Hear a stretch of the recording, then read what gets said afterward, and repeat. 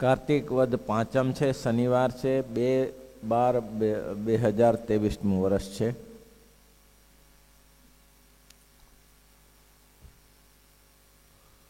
આટલો આત્મા શુદ્ધ છે, ચૈતન્ય છે.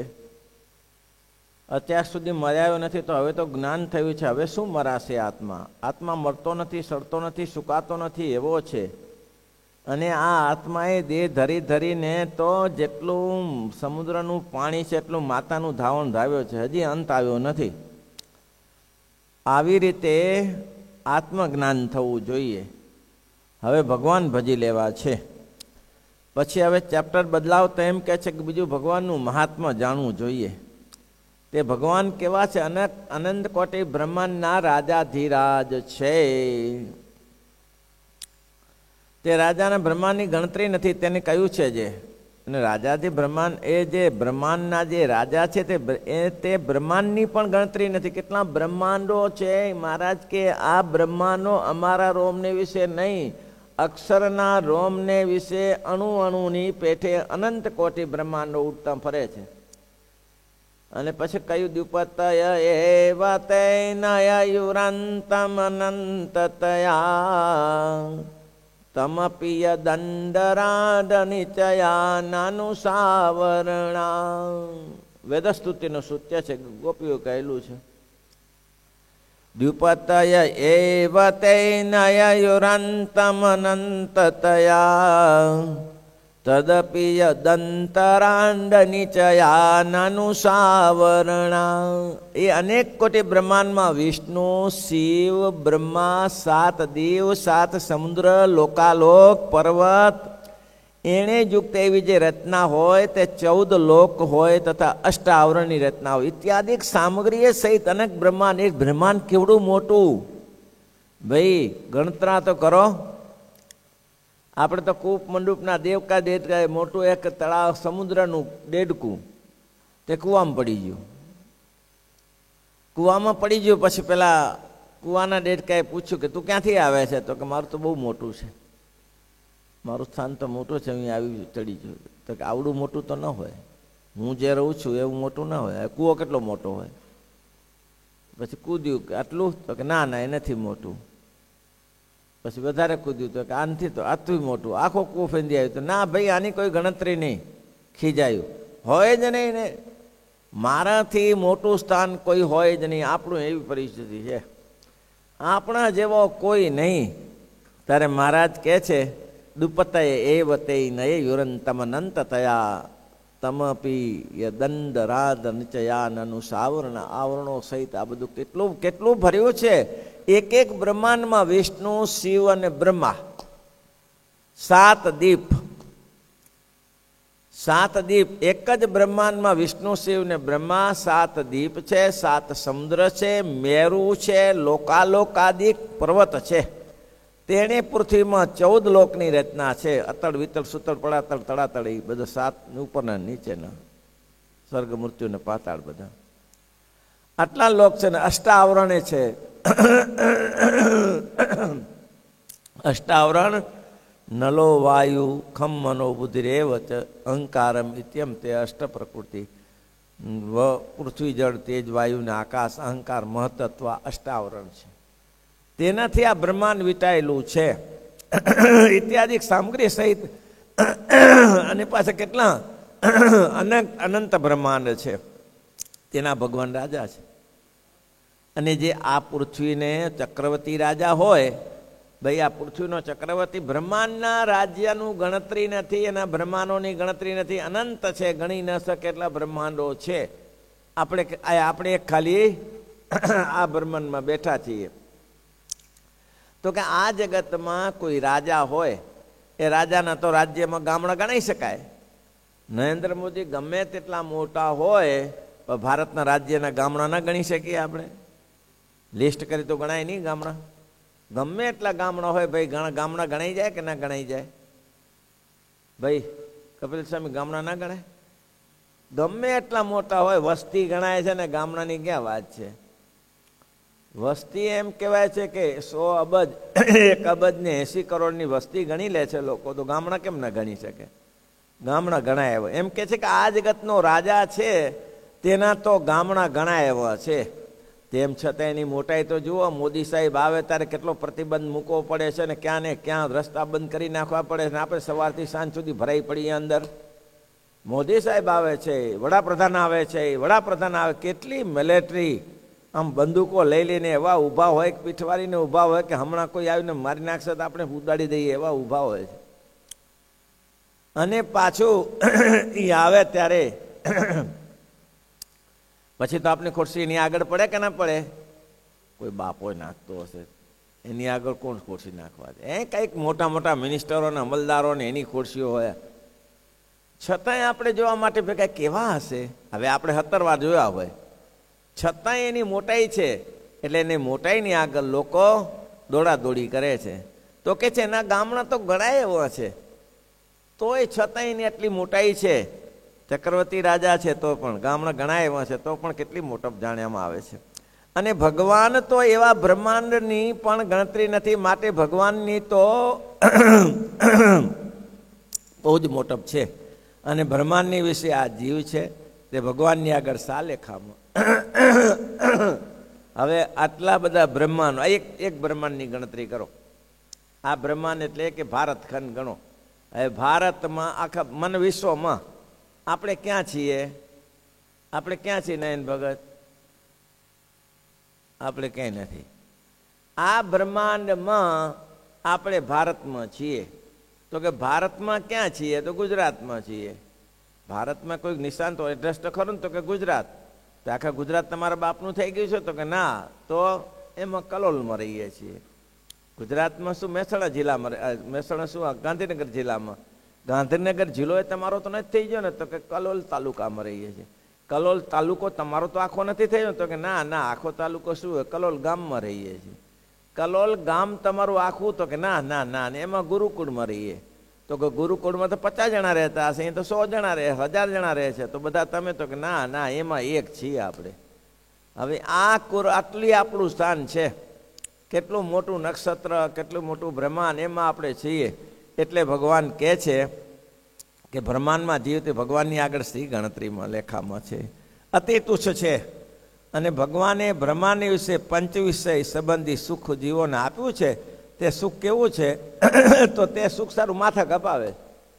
માથા કપાવે છે ને, ભાઈ બાપને મારી નાખે ને, બાપ દીકરાને મારી નાખે ને, પત્નીને મારી નાખે ને, પતિને મારી નાખે ને, આવું સુખ છે. સુખ કેવું છે? કાંઈ આડું ના આવે સુખ માટે. નહીં જેવું સુખ મૂક્યું છે મારે કે મચ્છરીઓ મૂત્ર એવું સુખ મૂક્યું, તે જરાણ પડતા અહીંયા જ કેટલું પડે તેટલું. અને એનામાં તો લોકો કેવા મસ્ત રહે છે, કોઈને ગણતા નથી. કેવા કેવા કિસ્સાઓ આવે. વર્ષો પહેલાં એક કિસ્સો આવેલો. એક સ્ત્રીને કોઈ પરપુરુષની સાથે સંબંધ થયેલો, એની સાથે આવતો હશે અને એનો પતિ નોકરી કરવા જાય, પણ પતિને કોઈ ગંધ આવી જ હશે કે આવું કંઈક રંધાય છે. એટલે એનો છોકરો હતો લગભગ 7-8 વર્ષનો. એટલે એને કીધું કે બેટા એક કામ કર, આજે તું ભણવા ન જતો, ઘરે બેસજે, આપણે ઘરે કોણ આવે છે એનું ધ્યાન રાખજે. તો કે સારું. છોકરાનો સમય થયો, એના મમ્મીએ દફતર પેન તૈયાર કરી આપી. છોકરાને કે જા ભણવા જા, કારણ કે પહેલાં પુરુષ આવવાનો ટાઈમ થઈ ગયો. છોકરો કે હું નહીં જાઉં મમ્મી. જા જા ભણવા જવું પડે, ભણ્યા વગર ના ચાલે. ના મારે નહીં જવું, મારે બેસવું છે, હું નહીં જાઉં. છોકરો ના ગયો. એટલે થાય શું હવે? છોકરો ના ગયો, પેલા પુરુષ આવવાનો સમય થઈ ગયો, અને ખબર પડી કે આ છોકરાને ખબર પડશે તો પપ્પાને કહી દેશે. એટલે છોકરાનું ગળું દબાવીને નાખી દીધો જે ભેંસોનું ઘાસ ભરાતું હશે ત્યાં, મારી નાખ્યો. બોલો, એક વિષય સુખ માટે જુઓ તો ખરા શું કરે છે લોકો. છોકરાને મારી નાખ્યો, પોતાનો દીકરો જણેલાને મારી નાખેલો. એનો પાંજે પતિ આવ્યો પેલો પુરુષની સાથે. આવું વિષય છે. છોકરાને મારીને પણ વિષય સુખમાં આસક્તિ થાય છે. સાંજે એનો પતિ આવ્યો કે બાબુ દેખાતો નથી. તો કે રમતો હશે. જુઓ. તો કે ક્યાં રમતો હશે? સામે પેલા ઘાસના ગોડાઉનમાં રમતો હતો. પેલા ઘાસના ગોડાઉનમાં ગયો તો એ તો અંદર ગયો, તો પાછળથી બેને સાંકળ બંધ કરી અને દિવાસળીનો કાંકડો નાખી દીધો. હવે સળગ્યા વગર આખો ઘાસ ગોડાઉન સળગ્યું. હવે બે સળગી ગયા. છોકરો સળગી ગયો ને આ સળગી ગયો. પછી પેલા પુરુષને કે હવે આપણે નિરાંત છે, બધું પતાવી દીધું કે હવે નિરાંત છે, હવે સુખેથી આવો. ત્યારે પહેલાં એ કીધું કે રાક્ષસી, તારો વિશ્વાસ કરાય? સગા જણતર છોકરાને મારી નાખ્યો હોય અને તું તારા સગા પતિને મારી નાખ્યો હોય તો મારી શું ગણતરી થાય? મને કેટલો વાર લાગે. આવું સુખ છે, માથા કપાવે એવું સુખ છે. એટલે કહે છે કે માતાની માણસ મારી નાખે એવા સુખ છે. તે સુખ કેવું છે? તો સુખ સારું કેટલાક પોતાના માથા કપાવે છે, મહાદુર્લભ જણાય છે. એવું મહાદુર્લભ જણાય છે. ત્યારે પોતાની મૂર્તિમાં તથા પોતાના ધામમાં જે સુખ છે તો બહુ ભારે છે. કેવું સુખ છે? તો કે ભારેમાં ભારે સુખ ભગવાનના ધામમાં છે. કેવું સુખ બતાવ્યું? પ્રાકૃત વિષય છે તો અન્ય પદાર્થને આશ્રીને રહ્યું છે. આ જગતનું સુખ છે તે શેનામાંથી મળે છે? કોઈને કોઈ પદાર્થમાંથી મળે છે. કોઈને રસાસ્વાદનો રસ તો ભજીયામાંથી મળે, કોઈને ગળપણનો શોખ હોય તો શ્રીખંડ કે બાસુંદીમાંથી મળે, કોઈને મેસૂબમાંથી મળે. સુખ એકમાંથી એક જ મળે. સુખ તો રસ એક જ મળે. મેસૂબમાં મેસૂબનો સુખ મળે, એમાં પેંડાનું સુખ ના મળે. અને પેંડાના સુખમાં બરફીનું સુખ ના મળે, બરફીના સુખમાં મોહનથાળનું સુખ ના મળે. એટલે કે છે કે આ જગતમાં જે પદાર્થ છે એ પદાર્થમાં એક જ સુખ છે. પણ ભગવાનની મૂર્તિ તો રસરૂપ છે. બધા જ રસ મળે. કેમ? ભગવાનની મૂર્તિનું ધ્યાન કરતા હોવ, ભજન કરતા હોવ, ભજન કરવા બેસો ત્યારે મસ્તી આવી જાય, બધા સુખ ભૂલાઈ જાય. ત્યારે તમને બધી ભગવાનના સ્વરૂપમાં જ બધું સુખ મળી જાય. એવું સુખ મળી જાય.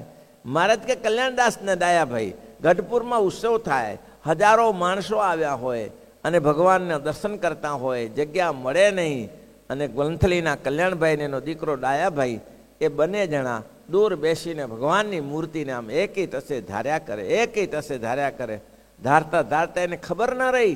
જેમ જેમ માણસ ઓછું થતું ગયું તેમ છેટ મહારાજના ઢોલિયા પાસે પહોંચી ગયા. કોઈ એને પોતાને ખબર ન રહી કે ક્યાં આપણે આવી ગયા. એવી મસ્તી આવી મૂર્તિની. મસ્તીમાં ને મસ્તીમાં આખી મહારાજની મૂર્તિ આટોપાટું તારી દીધી.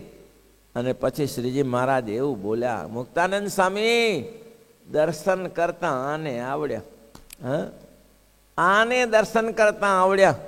દર્શન આમ કરાય મુક્તાનંદ સ્વામી, દર્શન આ રીતે કરાય. બસ આટલું મહારાજ બોલ્યા.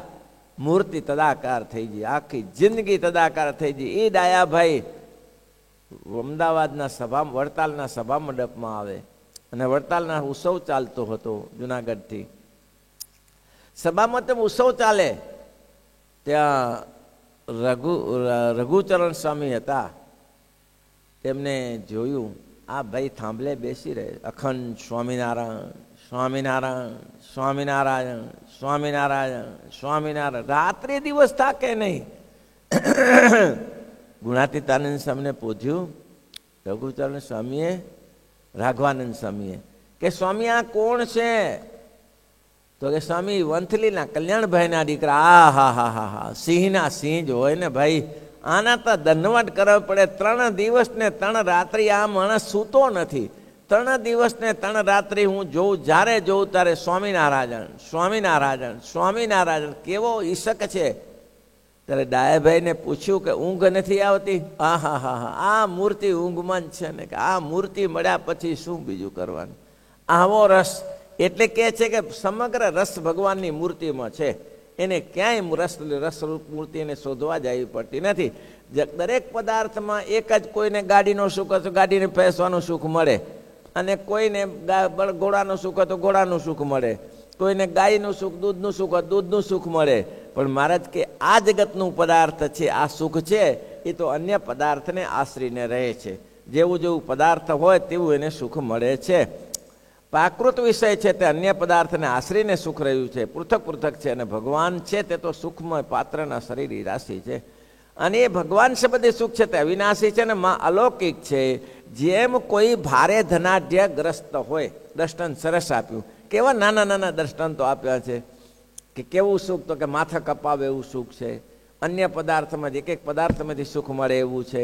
અને પછી મહારાજ કહે છે જેમ કોઈ સદગ્રસ્ત હોય, ધનાઢ્યગ્રસ્તાશ્રમી હોય, એની પાસે લાખો ને અબજો રૂપિયા પડ્યા હોય અને એ ઘરમાં દરરોજ તરત તરતના પકવાનો બનતા હોય. આજે મોહનથાળ ને જલેબી ને સાટા ને ગાંઠિયા ને ભજીયા ને ખમણ ને પાત્રવલિયા ને એવા અનેક ભોજન બનતા હોય. હવે જમી લીધા પછી એક ટુકડો કૂતરાને નાખી દીધો કે નાખો ને કૂતરાને, તો ભાઈ હવે એક કૂતરાને ટુકડો નાખ્યો એમાં સુખ વધારે છે કે પોતે ભોજન જમે છે એમાં વધારે સુખ છે? પોતે તો તરે તરેના ભોજન જમે છે, એમાંથી વધેલો ઉચ્છિષ્ટ ટુકડો ખાલી કૂતરાને નાખી દીધો. તેમ મહારાજ કે એ ભગવાનના અક્ષરધામમાં આગળ તો અનંત કોટી બ્રહ્માંડના સુખ વારી જઈએ એવું સુખ છે. તો આ જગતમાં આપણે સુખ મળ્યું છે એક તો કૂતરાને રોટલો નાખે એવું. કૂતરાને રોટલાનો આખો રોટલો નહીં, પાછો ટુકડો નાખી દે. કૂતરાનો રોટલો પોતાનો બચેલો હોય, કૂતરાનો રોટલો નાખે, એના જેવું આપણું સુખ છે. ના સુખમાં આટલું છે, નાખે તેને પેટે તુચ્છ છે. પોતાની વિશે તો સુખ છે તે માં મોટું સુખ છે. અને જુઓ ને મારે કે સુષુપ્તિ અવસ્થા છે. સુષુપ્તિ અવસ્થા જાણો છો કઈ અવસ્થા કહેવાય? સુષુપ્તિ. સુષુપ્તિ કઈ અવસ્થા સુખનંદન? અવસ્થા કેટલી? અવસ્થા કેટલી બોલો? જાગ્રત, સપના ને સુષુપ્તિ છેલ્લી અવસ્થા છે. માણસ ગમે તેવો દુઃખી થઈ ગયો હોય, ગમે તેવો કંટાળી ગયો હોય, આધિ વ્યાધિથી ઉપાધિથી અવરાઈ ગયો હોય, હાથ પગ તૂટી ગયા હોય, પણ એ સુષુપ્તિમાં જ્યારે નિદ્રા આવી જાય ત્યારે બધું ભૂલી જાય છે. હું ક્યાં છું ક્યાં નથી કાંઈ ખબર પડતી નથી, આ મસ્તીથી સૂઈ જાય. તો મહારાજ કે જુઓ ને સુષુપ્તિમાં જરાક સુખ મૂક્યું છે, તેમાં તો કેવા લોકોને મસ્તી માણે છે. કેવા દ્રષ્ટાંતો, નાના નાના દ્રષ્ટાંતો આપીને મહારાજ સમજાવ્યું કે મહારાજ કે બ્રહ્મા વિષ્ણુ ને શિવ જગતના રાજાનું તો કેટલું નાનું રાજ્ય છે, ઘણા એવા ગામ છે તો એની મોટાઈ છે. ભગવાન તો કેટલા સાવરણે સહિત બ્રહ્મા વિષ્ણુ ને શિવ, લોકાલોક પર્વત, અષ્ટાવરણ એનાથી યુક્ત એક એવું બ્રહ્માંડ છે. એવા તો અનંત કોટી બ્રહ્માંડ ભગવાનના ધામમાં પડ્યા છે. એમાં આ જીવ મસ્તી માને છે ને એટલી મોટાઈ કેટલી હશે. અને એને લગારેક સુખ મૂક્યું છે તેમાં લોકો માથા કપાવે છે. અને એને જે સુખ મૂક્યું છે તે એક જ પદાર્થ આશ્રિત છે. ગમે તે એક પદાર્થને એક જ સુખ મળે એવું છે, તેમ છતાં લોકો મસ્તી માને છે. અને તદા ઉપરાંત શું કહ્યું મહારાજ કે જે ઘનાધ્યક્ષ સાહુકાર માણસ છે, એ સાહુકાર માણસ રોટલાનો ટુકડો પોતે સારા સારા ભોજન 56 ભોજન જમે અને ટુકડો કૂતરાને નાખે એવો આ મહારાજ કે આપણે સુખ આપ્યું છે, એમાં મસ્તી માણીએ છીએ. અને મહારાજ કે જુઓ ને લગારેક સુખ આપ્યું છે, તેમાં સુષુપ્તિમાં કેવો બ્રહ્માનંદ માને છે, આવું સુખ છે. કેવા કેવા નાના નાના દ્રષ્ટાંતો આપીને મહારાજે સમજાવ્યું. જો જીવને સમજાઈ જાય તો કામ થઈ જાય કે ઓહો ભગવાનના ધામમાં સુખ છે, તો અહીંયા એનું કંઈ સુખ નથી. એમ શ્રીપતિમ શ્રીધરમ સર્વ